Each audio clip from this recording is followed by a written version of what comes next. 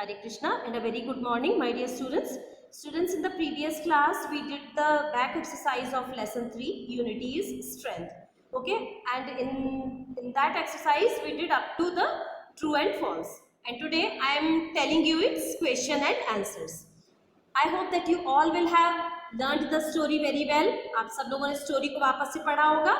So again, I am recalling you story in brief. So what was the story? उसमें क्या था कि कुछ पिजन्स स्काई में ऊपर उड़ रहे हैं स्काई में, तभी उनको कुछ ग्रेन्स ऑफ व्हीट नीचे दिखाई पड़ते हैं, तो वो उसको खाने के लिए सोचते हैं. वो फूड की सर्च में ही घूम रहे थे ऊपर, ठीक है. तो उनको जब ग्रेन्स दिखाई पड़ते हैं तो वो खाने के लिए सोचते हैं. तो वाइस पिजन उनको सजेस्ट करता है कि ये कोई जाल हो सकता है, because this is not any field of wheat. ठीक है, ये व्हीट का फील्ड नहीं है, ये यहाँ पर हमारे लिए कुछ नुकसान भी हो सकता है जाना. लेकिन कोई भी पिजन उसकी बात को नहीं सुनता है. वो सारे नीचे जाते हैं और जब वो ग्रेन्स को खाना शुरू करते हैं, then they got trapped in the net. ठीक है, तो फिर उसके बाद ओल्ड पिजन उनको एडवाइस करता है कि हम सारे लोग अगर अपनी सारी ताकत को एक साथ कलेक्ट करके और इसको उठाएंगे तो हम नेट को आराम से लेके उड़ सकते हैं. And they do the same. वो यही करते हैं और नेट को लेके उड़ जाते हैं. ठीक है, तो और उसके बाद माउस के पास जाते हैं, वो उनके नेट को काट देता है. ठीक है, तो इस स्टोरी का मॉरल क्या था? That unity is strength.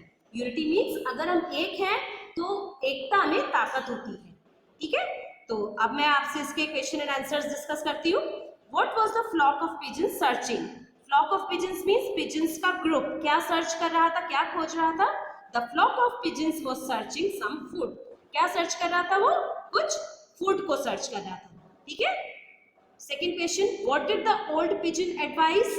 Old pigeon जो था उसने क्या सलाह दी थी? The old pigeon advised not to go down, कि नीचे नहीं जाओ, to eat those grains because it is a forest. उन ग्रेन्स को खाने के लिए नीचे नहीं जाओ क्योंकि ये एक जंगल है, व्हीट का फील्ड नहीं है ये. ठीक है, तो ये एडवाइस करा था उसने, है ना. उसके बाद थर्ड क्वेश्चन है, how are the pigeons trapped in the net? Trap means फंसना. पिजन्स नेट में कैसे फंस गए थे?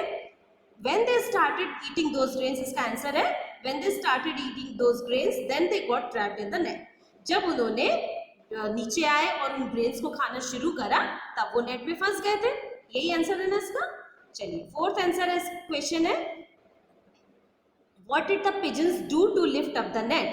पिजन्स ने नेट को लिफ्ट अप मीन्स ऊपर उठाने के लिए, लिफ्ट मीन्स उठाना, अप मीन्स ऊपर, तो ऊपर उठाने के लिए क्या किया पिजन्स ने?